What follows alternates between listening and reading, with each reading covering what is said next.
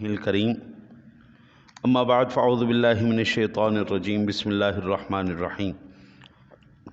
سامعین ذوی الاحترام والاحتشام، آج ہم نے سورہ مریم کی تلاوت سماعت کرنے کی سعادت حاصل کی ہے۔ سورہ مریم مکی ہے، جس میں 6 رکوع 98 آیات بینات ہیں، اور مریم سلام اللہ علیہا حضرت عیسیٰ علیہ السلام کی والدہ مائدہ کا نام ہے۔ آیت کریمہ 16 سے 34 تک حضرت مریم سلام اللہ علیہا کا تذکرہ کیا گیا ہے۔ اسی مناسبت سے اس سورہ مبارکہ کا نام بھی مریم رکھا گیا۔ نبوت کے 5ویں سال مشرکین مکہ کے مظالم سے تنگ آ کر حضور نبی اکرم صلی اللہ علیہ وسلم نے اپنے صحابہ کو، مشرکین مکہ نے جب ستایا صحابہ کرام کو، حضور نے پھر حکم دیا کہ تم حبشہ کی طرف ہجرت کر جاؤ۔ اور حبشہ کے لوگ جو تھے وہ عیسائی تھے، حبشہ کے لوگ عیسائی تھے۔ ضروری تھا کہ وہاں پر جو مسلمان جائیں، ظاہری بات ہے جن لوگوں نے جانا ہے وہ اسلام کو پریزنٹ کریں گے، اسلامی تعلیمات کو پریزنٹ کریں گے، تو ضروری تھا کہ ان لوگوں کی صحیح تربیت کی جائے، ان کو صحیح عقائد اور مسائل سے واقف کیا جائے۔ اللہ وحدہ لا شریک نے پھر یہ سورہ مبارکہ اتاری، جس کے اندر صحیح جو اسلامی نظریات اور عقائد تھے، اور عیسائیوں کے سامنے ہم نے کس پیرائے میں دین کو بیان کرنا ہے، کس پیرائے میں دین کو بیان کرنا ہے، وہ صحیح طریقے سے سکھایا گیا۔ اس سورہ مبارکہ کا مرکزی مضمون جو ہے وہ عقیدہ تثلیث ہے، ٹرینٹی کی تردید اور توحید کا اثبات ہے۔ وہ نہ جی عیسائی حضرات یہ 3 خدا مانتے ہیں، کہتے ہیں باپ بیٹا روح القدس۔ وہ کہتے ہیں جی کہ اللہ باپ ہے، عیسیٰ علیہ السلام بیٹا ہے، اور بیوی مریم جو ہیں وہ اللہ کی بیوی ہیں۔ وہ 3 خدا مانتے ہیں، اور اسلام کے اندر اس بات کا کوئی جناب وہ جگہ نہیں ہے۔ اسلام نے اس بات کو تردید کیا کہ بھئی 3 خدا نہیں، ایک ہی خدا ہے۔ یہ عقیدہ تثلیث کا نظریہ بالکل غلط ہے۔ وحدہ لا شریک ہے، اس کا کوئی بیٹا نہیں، اس کی کوئی بیوی نہیں، اس کا کوئی بچہ نہیں، وہ وحدہ لا شریک ہے۔ دیکھیں، جو ذات وحدہ لا شریک ہے وہ واجب الوجود ذات ہے، یہ واجب الوجود ذات ہے، یعنی جو کسی کے پیدا کرنے سے یا کسی کے بنانے سے نہیں بنی، وہ ہمیشہ سے ہے اور ہمیشہ رہے گی۔ اس کی وجہ سے سب کچھ ہے، وہ کسی کی وجہ سے نہیں، اللہ کی وجہ سے سب کچھ ہے۔ اگر اللہ معاف کرے، اللہ معاف کرے، اگر اللہ تعالیٰ اپنا بیٹا پیدا کرتا تو بیٹے کے اندر کس کی صفات آتی ہیں؟ باپ کی صفات آتی ہیں، سیدھی بات ہے۔ تو اب اس کا مطلب یہ ہے کہ جس طرح اس کی صفات ازلی، ابدی، دائمی، قدیمی ہیں، تو پھر اس کو بھی وہی چیز ملنی تھی، اور یہ ناممکن ہے۔ جو صفات اللہ کی ہیں وہ کسی اور کی صفات۔ دیکھیں، کائنات عالم میں ہم سب سے زیادہ کس سے محبت کرتے ہیں؟ جناب رسالت مآب صلی اللہ علیہ وسلم کی ذات کی، حضور کی ذات گرامی پر ہماری جانیں قربان ہیں، ہمارے ماں باپ، ہمارا سب کچھ قربان۔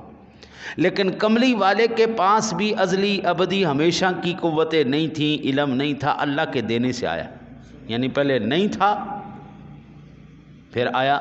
ہم تو اپنے نبی کو بھی ازلی ابدی نہیں مانتے، وہ وحدہ لا شریک ہے جناب، اس کا کوئی ثانی نہیں، ٹھیک ہے نا جی۔ اللہ کو کسی کے دینے سے علم نہیں آیا، اس کو کسی کے دینے سے اس کو قدرتیں نہیں آئیں۔ ہاں، میرے نبی کو میرے رب نے سب کچھ عطا فرمایا ہے، علم بھی عطا فرمایا، حسن بھی عطا فرمایا، قدرت بھی عطا فرمائی، اختیار بھی عطا فرمائے، مالک کائنات بھی بنا دیا، ٹھیک ہے جی۔ تو پھر اگر وہ صفات اس کے اندر ہوتی بیٹے کے اندر، تو پھر باپ اور بیٹے میں فرق کیا رہ گیا؟ اس لیے یہ ضروری تھا کہ یہ عقائد اور نظریات صحیح معنوں میں مسلمانوں کو سمجھائے جائیں۔ چنانچہ اثبات توحید کے لیے ایک عقلی دلیل دی گئی ہے کہ جس اللہ نے انسان کو عدم سے وجود بخشا ہے، کیا وہ حضرت عیسیٰ علیہ السلام کو بغیر باپ کے پیدا کرنے پر قادر نہیں؟ بھائی دیکھیں نا، اللہ اگر آدم علیہ السلام کو پیدا کر سکتا ہے، یہ شور مچایا نا جی لوگوں نے، یہ کیوں ہو گیا جی، بی مریم پہ تہمت لگائی، یہ پوری تفصیل قرآن پاک کے اندر اس سورہ مبارکہ میں موجود ہے، آپ پڑھیے گا کسی ٹائم۔ میں صرف اشارتاً عرض کر دیتا ہوں، اللہ کہتا ہے کہ بھائی دیکھو اللہ نے آدم کو بغیر ماں باپ کے پیدا کیا، کوئی مسئلہ نہیں ہوا کسی نے، تو اگر اللہ بغیر باپ کے پیدا کر رہا ہے تو تمہیں مسئلہ کیوں ہو گیا؟ حضرت جی قرآن کی ترجمہ اور تفسیر ذہن میں چل رہی ہو نا تو پھر عجب ہی ایک سرور اور کیفیت چل رہی ہوتی ہے، ایک عجب۔ بی مریم نے جس وقت کہا نا کہ تم میرے اوپر تہمت نہ لگاؤ، اس بچے سے پوچھ لو جو پیدا ہوا ہے، انہوں نے کہا واہ بی بی مریم واہ، کیا تم گل کرنی ہے، بچے کبھی بچے بھی بولے ہیں، 1.25 مہینہ کا بچہ یہ کبھی بولے ہیں؟ قادر و قدیر رب کہتا ہے کہ تو نے نہیں بولنا، بی بی مریم سے کہا تو چپ رہنا ہے، تو نہیں بولنا، بس اشارہ کر دیں اس کی طرف دیکھو۔ انہاں کیا کہ ایک تے تو جڑا نے جی کام یہو جا کر آئی ہیں، ہاں جی چنگے پیو دی بیٹی ہیں، ہاں جی چنگی تہاڈی شہرت ہے، ایک ہی کام کر چھڑی، اتوں پھر تو چپ کر گئی ہیں کہ جناب میرا چپ دا روزہ ہے، ہاں جی اشارہ کر رہی ہیں بچے والے، سانو کی ثابت کرنا چاہنی؟ قرآن کہتا ہے کہ جس وقت پھر اللہ وحدہ لا شریک نے وہ بچے کی طرف اشارہ کروایا نا تو وہ بچہ پھر بولا قال انی عبد اللہ، او میں اللہ کا بندہ ہوں، آتانی الکتاب وجعلنی نبیا، یہ نہ سمجھنا مجھے اللہ نے کتاب بھی عطا فرمایا اور مجھے اللہ نے نبوت بھی عطا فرمائی ہے۔ واہ واہ واہ واہ، دنیا حیران ہو گئی، اللہ اکبر، ایک بچہ بول رہا ہے میں صاحب کتاب ہوں، میں نبی ہوں۔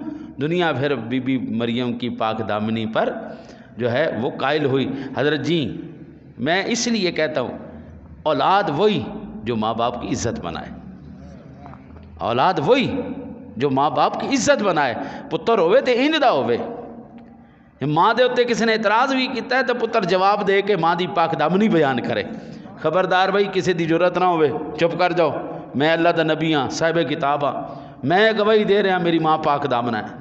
ہاں جی جو اولاد ماں باپ کی برائی بیان کرتی ہے حضرت صاحب وہ گندی اولاد ہے، اولاد گندی اولاد ہے، وہ ماں باپ جیڑا ماں پیو دی عزت نہیں کرنا جاندا۔ حضرت جی یہ واقعہ ایک طرف، یہ سبق ایک طرف ہے کہ کبھی بھی اولاد کے منہ پہ ماں باپ کا شکوہ نہیں ہونا چاہیے، میرے باپ نے یوں کر دیا، میری ماں نے یوں کر دیا، میرے پیو نے انج کرتا، نہ نہ نہ نہ، او بابا چپ کر جاؤ، وہ اللہ پہ چھوڑ دے، ان سے دعا مانگی اللہ ان کو ہدایت عطا فرما۔ حضرت حسنین کریمین دونوں وضو کر رہے ہیں نا جی، تو انہوں نے ایک بابے کو دیکھا کہ بابا وضو کر رہا ہے، وہ بھی غلط، جنہوں نے نبی سے وضو کرنا سیکھا ہو حضرت جی، ہاں جی اب سمجھانے کا بھی طریقہ ہوتا ہے۔ حضرت حسنین کریمین نے بابا جی سے کہا کہ بابا جی ہمارے دونوں کے اندر جھگڑا ہو گیا ہے، حسن کہتا ہے میرا وضو ٹھیک ہے، میں کہتا ہوں میرا ٹھیک ہے، آپ ایسا کرو ہم دونوں کا دیکھ لو اور فیصلہ کرو کس کا ٹھیک ہے۔ حضرت امام حسن نے پہلے کیا، بابے کی جو غلطی آئی اس نے دیکھ لیا، تیری خیر ہو جائے میری غلطی سے۔ پھر جب حضرت امام علی مقام نے کیا، ہاں جی 2 دفعہ وضو سامنے ہوا، بابے نے دونوں کو سینے سے لگا کے کہا بیٹا غلطی میری تھی، تم دونوں کا وضو ٹھیک ہے۔ ضرور یہ طریقہ ہونا چاہیے، اگر کبھی سمجھانے کا موقع آ جائے تو اس احسن پیرے میں سمجھایا جائے کہ ان کی توہین بھی نہ ہو، مسئلہ بھی حل۔ تو اس لیے اللہ وحدہ، پھر اللہ وحدہ لا شریک نے عیسائیوں کو ان کے اپنی تاریخ سے توحید کی ایک اور دلیل دی، جس اللہ نے حضرت زکریا علیہ السلام کو بڑھاپے میں اولاد دی ہے، اسی اللہ نے حضرت مریم کو بغیر شوہر کے بیٹا عطا فرمایا ہے۔ زکریا علیہ السلام تو بوڑھے ہو چکے تھے، اور بابا 80 سال کے 90 سال کے بابے سے کہو ہن پتر جام، آج بھی ہم کہے تو کہہ گئے جان دے خدا دے نال لو، کیوں ساڈے نال مذاق کر دے؟ ہاں جی مذاق ہی ہے نا جی، 90 سال دے بابے نے اسی کہیے چلو ہن تو پتر جام، مشینری خراب ہو گئی۔ ہاں جی تو اللہ وحدہ لا شریک نے جس رب نے بڑھاپے میں جب امید ہی ختم ہو گئی تھی، ہاں جی جب امید ہی ختم ہو گئی کہ اب تو بالکل ختم ہو گیا پروگرام، ڈیڈ ہو گئے، لیکن اللہ نے اس وقت بیٹا عطا فرمایا، وہ تمہیں اچنبے کی بات نہیں لگتی؟ اگر بغیر باپ کے بیٹا دے دیا تو وہ تمہیں بڑے تعجب کی بات لگ رہی ہے۔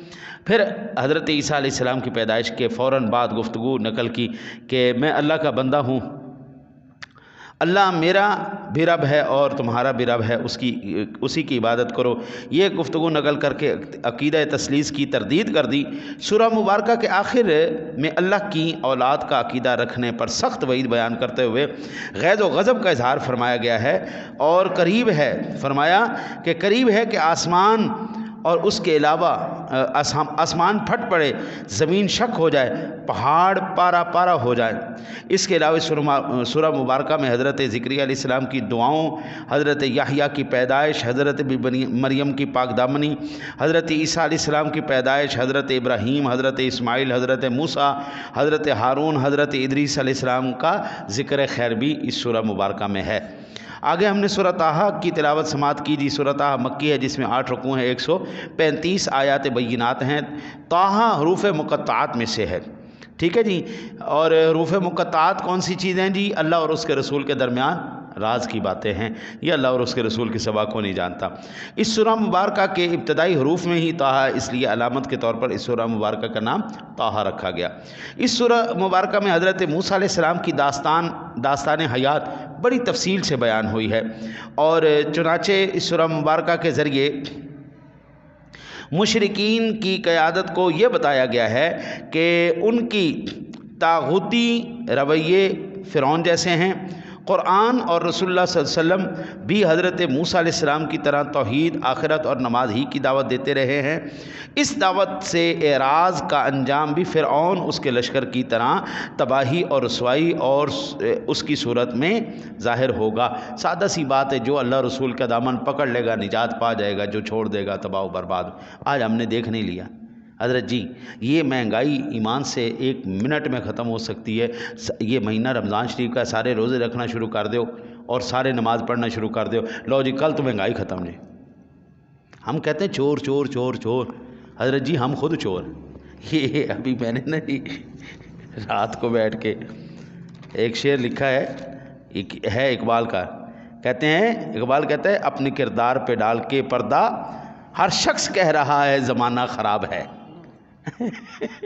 اپنے کردار پہ ڈال کے پردہ، اقبال، ہر شخص کہہ رہا ہے زمانہ خراب ہے۔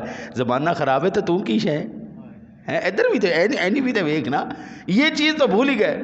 تو حضرت جی اس کی وجہ یہ ہے۔ پھر اس سورہ مبارکہ میں مسلمانوں کو یہ سمجھایا گیا ہے کہ حضرت موسیٰ علیہ السلام کی زندگی کے نشیب و فراز سے سبق لے کر قرآن کے سائے میں ابلیس اور اپنے وقت کے فرعونوں کا صبر و استقلال سے مقابلہ کرو۔ حضرت جی ہر حکومت نے ختم ہو جانا ہے، ڈکٹیٹر بھی ختم ہو گئے، مارشل لا بھی ختم ہو گئے، بڑے بڑے قوت والے جابر بادشاہ آئے، حکمران آئے، سب ختم ہو گئے۔ بہادر شاہ ظفر دی اسی آپ نہیں ویکھی کہ میں کتے والی زندگی ہو گئی سی آخر چ، ہاں جی بالکل قسم پرسی کی عالم میں اس نے زندگی گزاری۔ اور ایک وقت میں جناب وہ دربان کہتا ہوتا ہوشیار با ادب، ہوشیار با ملاحظہ، ہاں جی شہنشاہ عالم فلانا فلانا آ رہے ہیں، ہاں جی ایک ویلا اے سی بیچارے دے ٹوٹی جی منجی تے اتنے بیٹھا ہوا سی۔ بادشاہیاں نہیں رہتیاں، ایک ہی بادشاہ کی بادشاہی باقی ہے بس۔ اور اس سورہ مبارکہ میں یہ وعید بھی سنائی گئی ہے کہ جو شخص قرآنی تعلیمات سے اعراض کرے گا، اللہ تعالیٰ چین اور سکون ختم کر کے اس کی زندگی تنگ کر دے گا اور قیامت والے دن اندھا کر کے اٹھائے گا، کیونکہ وہ دنیا میں اللہ کی آیات سے اندھا بنا ہوا تھا۔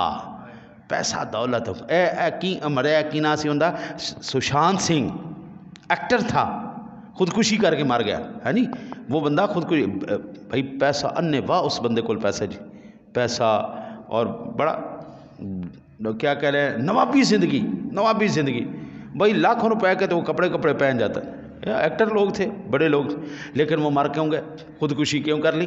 کیونکہ ان کو چین نہیں مل رہا، اطمینان نہیں مل رہا، سکون نہیں مل رہا۔ اور قرآن کہتا ہے الا بذکر اللہ تطمئن القلوب، بس اگر چین ہے، سکون ہے تو اللہ اور اس کے رسول کی تعلیمات میں، اس کے علاوہ کہیں اور دوسری جگہ تمہیں چین نہیں ملے گا۔ اچھا جی، پھر اس کے بعد پچھلی سورہ مبارکہ میں حضرت عیسیٰ علیہ السلام کی زندگی سے استدلال کر کے عیسائیوں کو دعوت توحید تھی، جبکہ اس سورہ مبارکہ طٰہٰ میں حضرت موسیٰ علیہ السلام کی زندگی سے استدلال کر کے یہودیوں کو دعوت توحید ہے۔ اور اس سے اگلی صورت میں سورہ انبیاء 18 انبیاء کی تاریخ جو ہے اور ان کے کردار اور کارناموں پر روشنی ڈال کر یہودی پوری دنیا کو آخری رسول پر ایمان لانے کی دعوت دی گئی ہے۔ سورہ انبیاء ہم نے پڑھی. سورہ انبیاء مکی ہے، 7 رکوع ہیں، 112 آیات ہیں. انبیاء نبی کی جمع ہے، چونکہ سورہ مبارکہ میں بہت سارے انبیاء کا تذکرہ کیا گیا ہے، اسی مناسبت سے اس کا نام انبیاء رکھا گیا. کفار مکہ قرآن اور نبی اکرم صلی اللہ علیہ وسلم کے بارے میں سخت تذبذب کا شکار تھے. کبھی کہتے تھے ہماری طرح ہی کا تو انسان ہے، کھاتا پیتا ہے، کبھی کہتے یہ جادوگر ہے، کبھی کہتے یہ شاعر ہے، کبھی کہتے یہ جو کچھ بتاتا ہے اس کے پریشان خواب ہیں، کبھی کہتے یہ اپنی طرف سے بناتا ہے، اور کبھی کہتے اسے کوئی سکھلاتا ہے. چنانچہ سورہ انبیاء میں 18 نبیوں کا نام لے کر ذکر کیا گیا اور ان کی حیثیت، کردار، دعوت اور ذمہ داریاں بیان کرتے ہوئے کہا کہ یہ سب بشر تھے، کھاتے پیتے موت کا سامنا کرتے تھے، نیکیوں کا کام بڑھ چڑھ کر کرتے تھے، نماز زکوٰۃ ادا کرتے تھے، سچے وفادار اعلیٰ کردار کے حامل، صبر و استقامت کا پیکر تھے. بابا نبیوں کے نقش قدم پر چلو گے تو کامیابی نصیب ہونی، ورنہ نہیں. اس سورہ مبارکہ میں چند خاص باتیں بیان ہوئی ہیں، جیسے ہم نے تمہاری طرف وہ کتاب نازل کی جس میں تمہارا ذکر بھی ہے، اور کیا تم غور نہیں کرتے؟ چنانچہ ہر شخص اپنے آپ کو قرآن میں تلاش کر سکتا ہے کہ اس کا تذکرہ کہاں ہے اور وہ کہاں کھڑا ہے. ہر ایک بندے کی کیٹیگری کا ذکر قرآن میں کر دیا گیا ہے.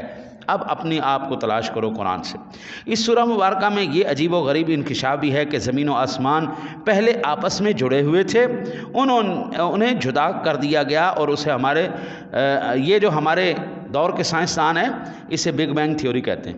اللہ کہتا ہے ہر چیز ایسے بالکل بند تھی، یکدم دھماکے سے ہم نے کھولی، اور یہی بگ بینگ تھی، یہی بگ بینگ تھیوری ہے. وہ کہتے ہیں جی پہلے ایک نقطے میں مجتمع تھے، پھر یہ پھٹا، بڑا دھماکہ ہوا، پوری کائنات پھیل گئی. قرآن پہلے بتا رہے ہیں کہ یہ تیرے رب نے کیا ہے. ٹھیک ہے جی. اور اس سورہ مبارکہ میں قرب قیامت میں یاجوج ماجوج کا خروج ہوگا، یہ اس کا ذکر ہوا. سورہ مبارکہ میں نبی اکرم صلی اللہ علیہ وسلم کو ساری دنیا کے لیے رحمت قرار دے کر آپ پر ایمان لانے کی دعوت دی گئی ہے، اور مسلمانوں کو اقتدار حاصل ہونے کی خوشخبری سنائی گئی ہے. ایک وقت آنے والا ہے کہ بلا جب وہ کہتے ہیں نا جی ظلم بڑھ جائے تو ختم ہو جاتا ہے، ظلم بڑھ جائے تو ختم ہو جاتا ہے. یہ جتنا اب ظلم و ستم بڑھ چکا ہے، جتنی افراتفری ہو چکی ہے، اب اس کا ایک ہی اللہ حل کرنے والا، یہ سب نظام لپیٹ کر اپنے محبوب کے نظام کو لے آئے گا. دعا ہے اللہ سے آپ کو مجھے عمل کی توفیق عطا فرمائے.